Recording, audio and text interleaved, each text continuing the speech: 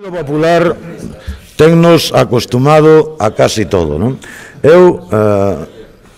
E sobre todo a estender a tinta do calamar, a eludir as súas responsabilidades. Eu acabo de decir que nós, dende logo, defendemos que dende os concellos se faga, sabendo cales son as competencias que temos, políticas activas para, efectivamente, favorecer a creación de emprego ou, cando menos, para favorecer que non se destrúa.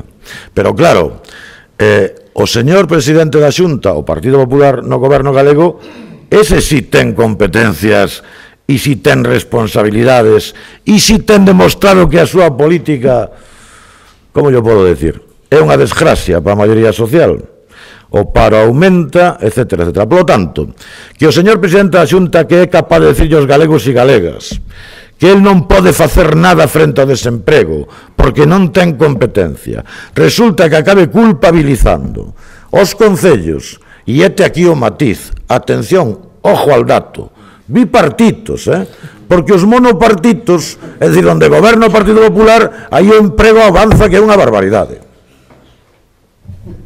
Bueno, eu creo que os cidadáns temos dereito, en serio vos lo digo, temos dereito a políticas máis rigurosas, máis certas, e non a esta feira de foguetería por todos os lados. É moito que o Partido Popular, incapaz de crear un emprego no noso país, ao revés, dende a Xunta asistindo con absoluta pasividade á destrucción de emprego, queira darlle leccións aos concellos. Pero xa digo, en este caso, en fin, bipartitos, que palabra tan tremenda, verdad, tan normal en Europa, tan normal no mundo, e que peligrosa, que perigosa en Galiza, non?